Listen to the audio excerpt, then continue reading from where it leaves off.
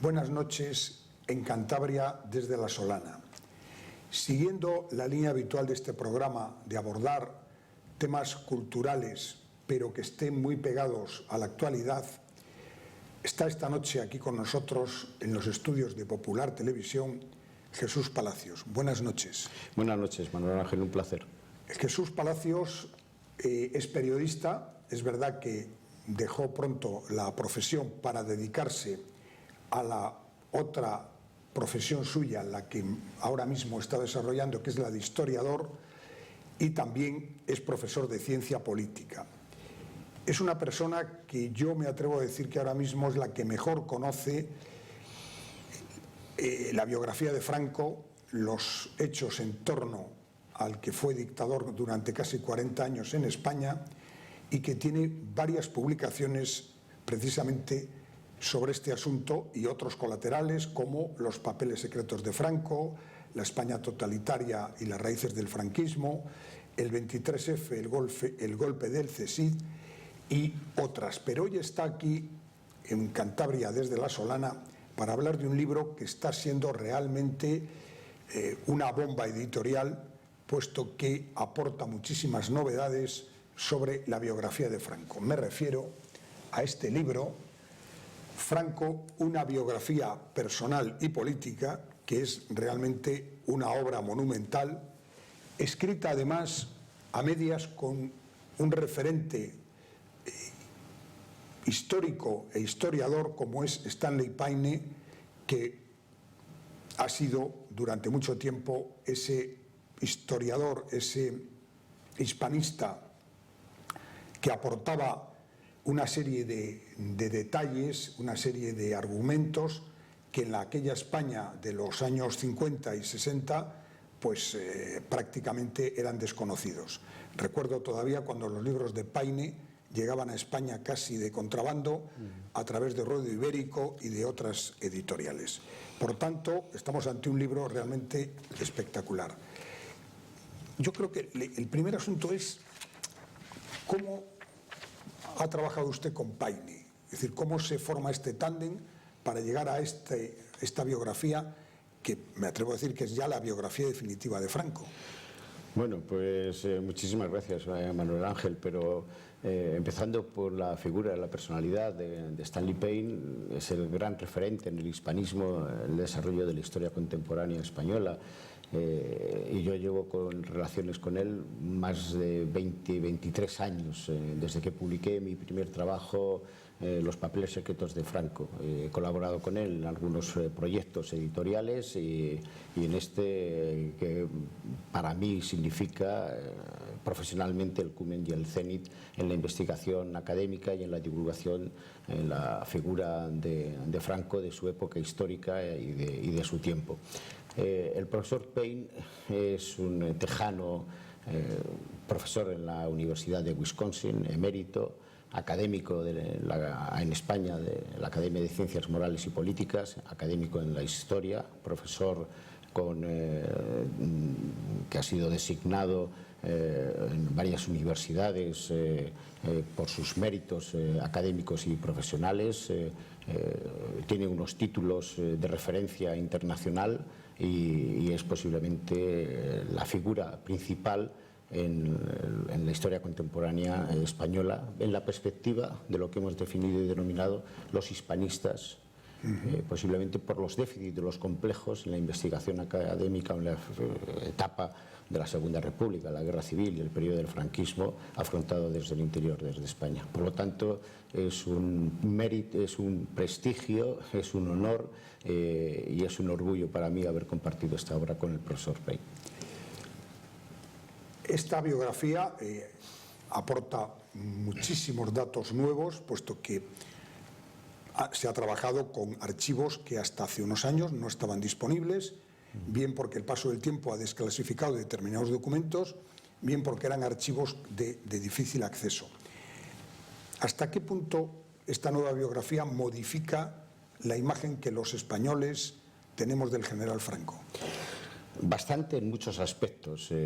Franco fue un personaje muy complejo, entre otras cosas, no ayudó mucho no ha ayudado mucho en la investigación, profundizar, desvelar, desbrozar el personaje, porque tampoco dejó muchos documentos escritos sobre su pensamiento profundo, sobre lo que más le preocupaba o cuáles eran las interioridades profundas de su pensamiento y de su evolución profesional y política. Dejó algunos estudios parciales, pero realmente no dejó testimonios escritos relevantes en ese sentido. Por lo tanto, configurar la figura de Franco a través de las investigaciones de sus colaboradores, de sus escritos, como digo, de los trabajos de investigaciones en archivos o de lo que a fuentes secundarias, nos ha llevado en muchos aspectos a sentarnos no en un equilibrio permanente en la figura de una persona tan compleja, porque nos han presentado la figura de un personaje como Franco, que mantuvo el poder absoluto a lo largo de durante 4 décadas, 40 años en España, por muchas vicisitudes y por muchos hechos y circunstancias a lo largo de aquellos años de la década de los años 20, 30 y 40 en España y en el mundo, desde la geografía, es decir, desde el ensalzamiento, desde el enaltecimiento del personaje hasta la mitificación absoluta, y con el paso del tiempo en la crítica sectaria, la crítica de muchas veces incluso revanchista en algunos. Presentar a Franco como dentro de un halo milagroso o dentro del mayor desprecio como un personaje absolutamente brutal. Falta el equilibrio desapasionado y el distanciamiento en ese sentido. El problema que surge respecto a Franco surge también, a pesar de nuestra, podemos decir, peculiar y singular historia única que define el profesor Payne, es alejarnos de la controversia política en la historia. El problema que hay respecto a la investigación histórica, muchos historiadores, es manipular la historia para traerla a la política. La historia no se puede traer a la política y que sea objeto de lanzamiento entre grupos políticos, y eso hemos asistido a fenómenos de este tipo en los últimos años de desarrollo democrático en España. Entonces, centrar a Franco en la perspectiva del tiempo, alejado de los apasionamientos, a escribir una biografía objetiva y desapasionada, que ha sido nuestro principal búsqueda y objetivo en ese aspecto, por lo tanto, es lo que por encima de todo nos ha movido a escribir este libro. Un libro que puede ser en perspectiva, usted ha dicho el libro definitivo, lo están diciendo otros personajes. Hay un trabajo, una reseña crítica de un investigador, un historiador norteamericano, Walter Rocker, que califica el régimen de Franco como brutal y despiadado y absolutamente ineficaz, pero que dice posiblemente estemos en esta obra ante el libro definitivo. Bueno, lo que nosotros hemos pretendido por encima de todo es escribir un libro para el siglo XXI, para las nuevas generaciones que desconocen absolutamente, y por lo tanto es un déficit en la formación y en los créditos de conocimiento que deben de tener las nuevas generaciones respecto a la figura de Franco, y alejado de toda controversia política sectaria o partidista. Para algunos críticos, este libro es una reivindicación parcial, al menos, de la figura de Franco.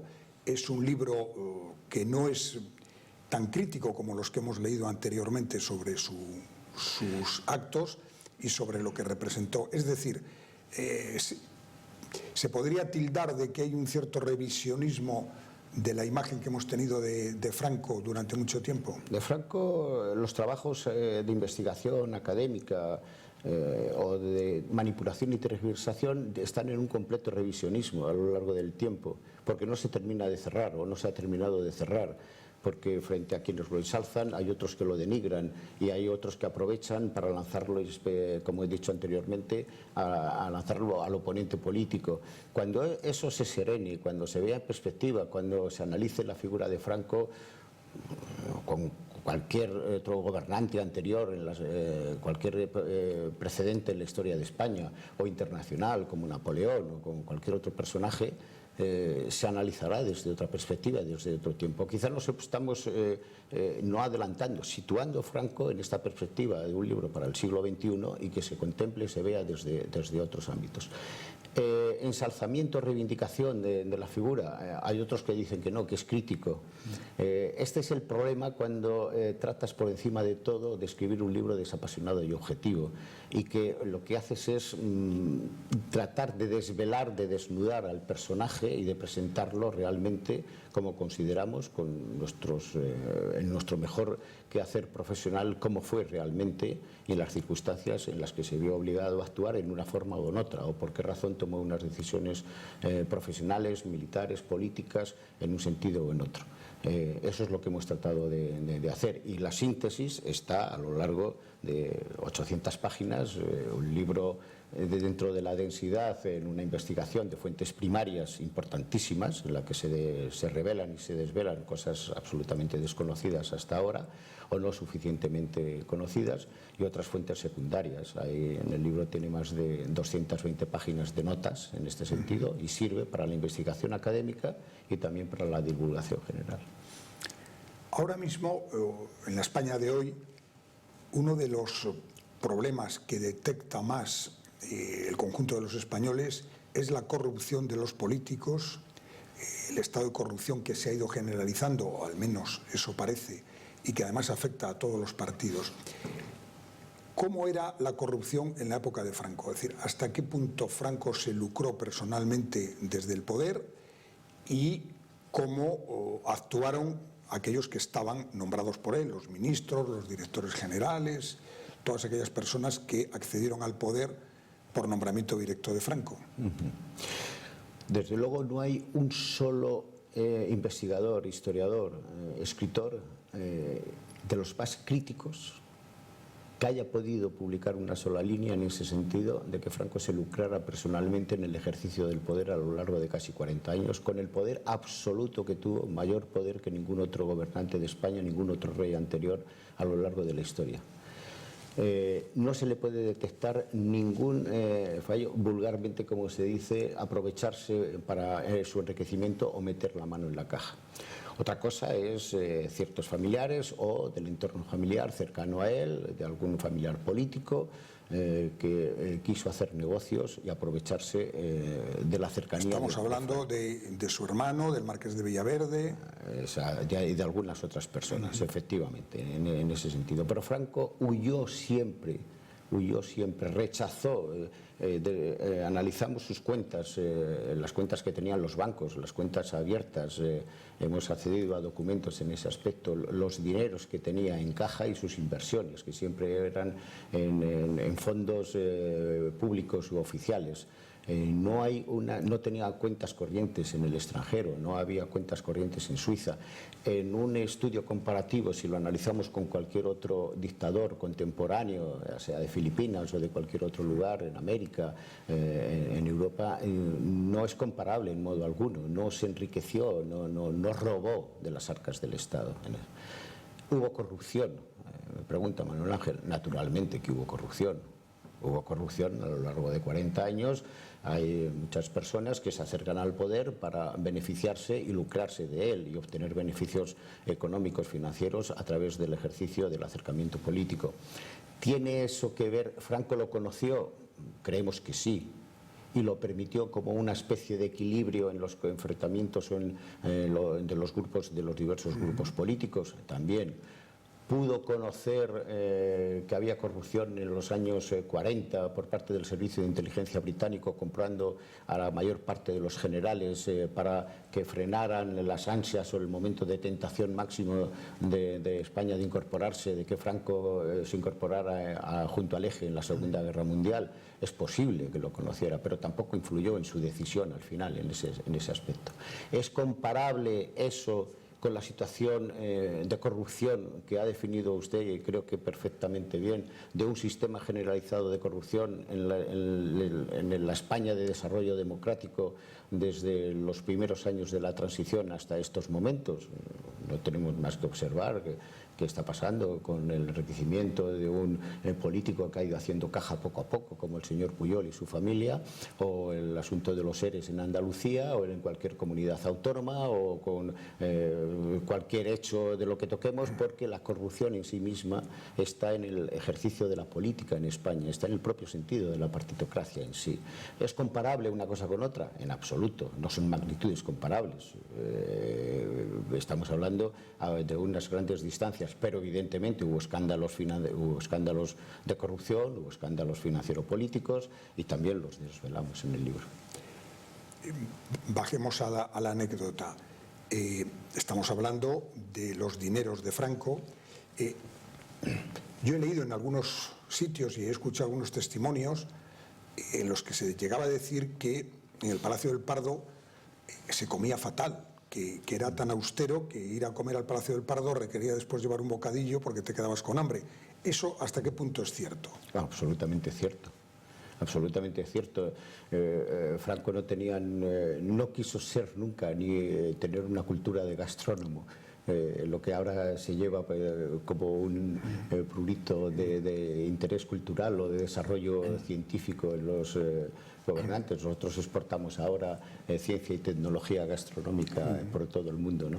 Pero Franco tenía un chef de cocina que era un antiguo sargento de la Guardia Civil y que no estaba tocado de las mejores virtudes en absoluto. Y él mismo reconocía cuando invitaba a alguien a su mesa para comer que sabía que iban a sufrir porque no se comía realmente bien. Eso es verdad. Y luego tenía algunas manías sobre ciertos platos y sobre ciertas comidas, ¿no? Pero desde luego no se podía distinguir la comida en el Pardo como un lugar donde la gastronomía brillara por sus virtudes. Bueno, entre las novedades que en mi opinión aporta este libro, hay una que a mí me parece bastante llamativa, como es que se desmonte, al menos en parte, esa imagen de que fue Franco el deus ex machina del golpe contra la República, del alzamiento, mientras que aquí se sostiene que incluso fue renuente en algún momento dado del proceso que llevó a la sublevación militar y que realmente el que encabezó todo aquello fue el general Mola. ¿Hasta qué punto eso es así? ¿Cuál fue el papel de Franco en ese momento? Ese es uno de los elementos y puntos cruciales que siempre va a chirriar en ese intento de tergiversación o de que la verdad histórica se imponga con arreglo a mis criterios políticos y no lo de los otros. Y es una manipulación de la historia en ese aspecto. No hay datos de investigación objetivos, reales, que puedan decir que Franco conspirara en los 5 años de la República, desde 1931 hasta el final de julio de 1936. Es más, Franco fue un profesional absolutamente disciplinado con sus superiores militares y también con los políticos. No le gustó la proclamación de la Segunda República, pero tampoco conspiró contra ella. Prestó servicios a la República en un intento de insurrección, de sublevación y de golpe de Estado también en 1934 durante el bienio del gobierno moderado conservador de la CEDA y del ERUS del Partido Radical. Franco intenta impedir por encima de todo que España se abocara hacia un proceso revolucionario abierto que se pone en marcha después de las elecciones del triunfo popular de febrero de 1936. Y chirría por encima de todo, porque quienes defienden el máximo de las virtudes de la República, como que existía la bonomía democrática desarrollada en 1936, es absolutamente falso. En 1936, después del triunfo del Frente Popular y el desarrollo de la primavera de violencia permanente, abierta, impuesta por los grupos revolucionarios del Partido Socialista y de los grupos influyentes, importantes del anarquismo y Partido Comunista, hay un proceso revolucionario que va a desencadenar en un proceso de confrontación, de polarización de la sociedad y, por lo tanto, al final, con un proceso contrarrevolucionario que va a llevar a esa insurrección militar y a la guerra civil. Franco intenta hasta el último momento, sus colegas militares, Mola, que era el dictador que estaba en la conspiración, ¿Franco supo y conoció de las conspiraciones? Sí. ¿Participaba de ellas? No. ¿Cuándo se suma Franco? En el último momento, como lo hace la mayor parte de los militares que se van a sublevar. ¿De cuándo lo hace? Después del asesinato del líder de la oposición, Calvo Sotelo. Hubieran asesinado también a Gil Robles y lo hubieran podido atrapar en su casa en aquel momento, pero estaba fuera de su domicilio. Presentar esos hechos como dentro de la legalidad, cuando en aquel tiempo, en la Segunda República, por un fracaso político de la Segunda República, se había llegado a una situación donde la convivencia, la legalidad, el respeto a la ley no existía. No se puede decir que había un desarrollo democrático cuando había dejado de existir la democracia. Por lo tanto, Franco se suma después de la noche del 12-13 de julio del 36, se decide a dar ese paso. Sus compañeros, Mola y otros, le llamaban Mis Canarias hasta ese instante, con esa resistencia a sumarse a la insurrección militar, y da el paso adelante. Cuando lo da ya va a ser definitivo y después va a transformarse de aquel profesional militar político que se atenía a las órdenes y a las normas que dictaban sus superiores, va a transformar ya en el general político más importante de la historia de España, pero por las circunstancias de que sus propios colegas militares le van a llevar al ensalzamiento del poder absoluto. En este libro también se desvelan cosas como un intento por parte de Franco y de su gobierno, lógicamente, de anexionarse Portugal. ¿Cómo fue esa historia y por qué no salió adelante? No sale adelante porque, aunque Franco es el vencedor absoluto en la guerra civil y anula completamente cualquier oposición política, sin embargo España queda absolutamente destruida. El ejército no tiene unas posibilidades de desarrollo más allá de lo que había contado con el apoyo y la ayuda de las armas de Alemania y de los voluntarios italianos que estuvieron combatiendo al lado del bando nacional en la guerra civil, y él intenta reconstruir España para un nuevo imperio, un resarcimiento histórico, en lo que pensaba que el propio Hitler iba a ser el justiciero histórico en aquellos tiempos, en aquellos instantes para España. Hay unas directrices de Estado Mayor y políticas en 1940, en el inicio, los primeros meses de la guerra en el oeste, la segunda, de lo que va a ser después, la Segunda Guerra Mundial, para apoderarse o tomar o volver a que Portugal y volviera a hacer la unidad de la península ibérica, como lo hizo en el siglo XVII. No, ¿por qué no lo hace? Porque no tiene fuerzas.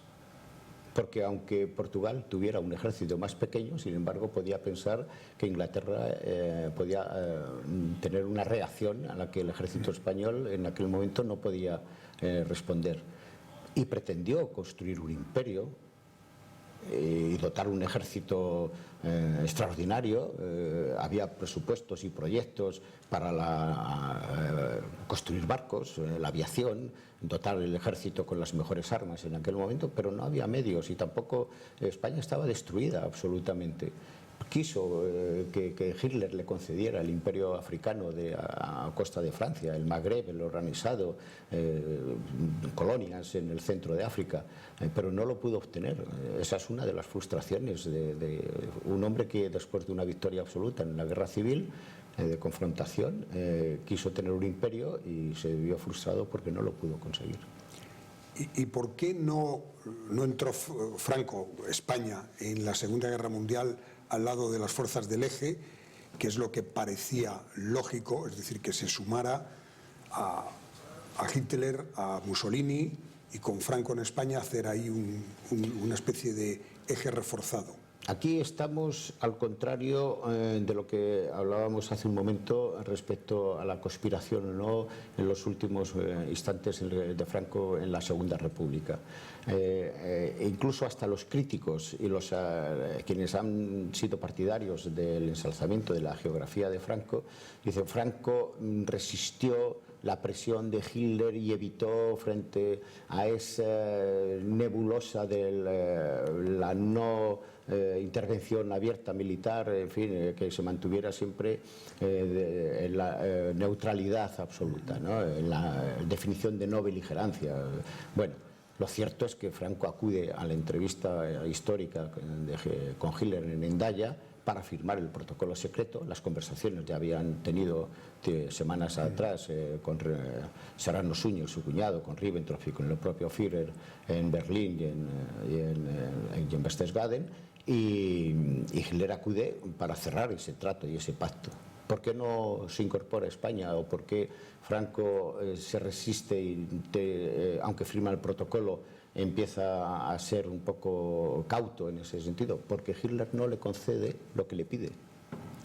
Y no es que le haga unas peticiones extraordinarias y que eso en esa geografía sobre la historia se manipule para decir, claro, pidió tanto para que Hitler no se lo pudiera dar. No, porque Hitler piensa que la colaboración en esos instantes, aunque haya sido derrotada Francia completamente con un armisticio por medio, pero Francia tiene un ejército importante y tiene colonias también importantes, y la Francia de Vichy con el general Mariscal Pétain se muestra partidaria de colaborar en ese nuevo orden internacional que Hitler quería desarrollar en Europa. Y era más interesante esa colaboración de Francia que no la de una España destruida que acababa de salir de una guerra civil absoluta. Y al no obtener eso, inmediatamente, entonces Franco se mantiene resistente a la espera de que sí se lo pudiera conceder. Franco piensa durante varios años, hasta por lo menos 1943 y 44, que Hitler era el gran justiciero que iba a devolver a España a un entorno de primera potencia, con un imperio mediano importante en aquella conformación de polarización y de controversia internacional frente a las grandes revoluciones que había. Una parte que yo creo que es muy interesante de este libro, y lógicamente de la historia de España, es la relación de Franco con el conde de Barcelona, con el heredero de la corona, y lógicamente ahí la aparición del entonces príncipe de España, después rey de España. ¿Cómo se fraguó eso y por qué Franco terminó nombrando a Juan Carlos su sucesor a título de rey? Porque no terminó nunca de confiar en don Juan. Franco al principio es renuente de forma inmediata, aunque en el año 47, porque se ve forzado y obligado por circunstancias internacionales, estamos hablando de los años del aislamiento y del bloqueo, a proclamar la ley de sucesión y por lo tanto constituir España como reino. Es decir, que España, bueno, era reino sin rey, aunque de hecho Franco va a tener más poder, o va a ser más que un rey, es decir, va a ser hacedor de reyes en ese aspecto, ni siquiera la figura de regente, sino hacedor de reyes. Pero no tenía en perspectiva en el tiempo, en la primera conversación que tiene con don Juan, después de que ha neutralizado los intentos de don Juan y de los grupos políticos monárquicos que lo apoyaban, con sus manifiestos de Estoril y con diversas publicaciones, que tiene que tener calma y tranquilidad porque él va a mantenerse en el poder durante largo tiempo.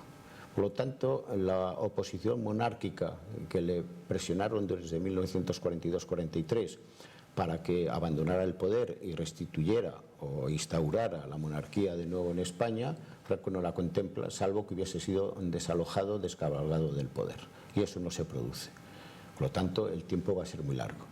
En perspectiva, la previsión posible, la educación de un príncipe niño con 10-11 años que llega en noviembre de 1948 a educarse y a Franco a vigilarlo desde esos momentos. Franco, después de la boda del príncipe Juan Carlos con doña Sofía y del encuentro que tienen los monárquicos en Múnich, lo que se llamó el contubernio de la traición, con un gran escándalo nacional en aquel instante, con los grupos de la oposición socialista en Múnich y con ciertos monárquicos como Gil Robles que acuden, decide entonces descartar definitivamente a don Juan. Y ya piensa en la figura del príncipe Juan Carlos. Pero se toma mucho tiempo, se toma muchísimo tiempo, hasta que él considera, él no iba a desalojar el poder, no iba a cometer el error de Primo de Rivera y tampoco tuvo en perspectiva durante tiempo lo que le ocurrió a Mussolini en 1943 y el final tremendo, terrible de Mussolini en 1945. Es decir, o Franco hubiera sido descabalgado del poder o moriría en el poder, moriría con el poder en las manos y moriría en la cama. Y escoge al príncipe Juan Carlos porque piensa que es la mejor opción de todas y se decide en el verano de 1969. Ahora, una vez que se ha decidido que sea Juan Carlos que el sucesor en la jefatura del Estado a título de rey, no va a modificar para nada esa decisión, ni con ninguna tentación cuando hubo algún movimiento cercano en su entorno en el que pudo tener esa algún tentación protagonismo. de última hora, de cambiar al sucesor. Exacto, algún protagonismo, su propia mujer, que cuando tuvo alguna pequeña influencia política en sus decisiones, que son los años de declive y de falta de vigor de Franco, cuando se casó su nieta con el duque de Cádiz, con Alfonso de Borbón, ni siquiera en ese momento tuvo intención ninguna de modificar su decisión absoluta.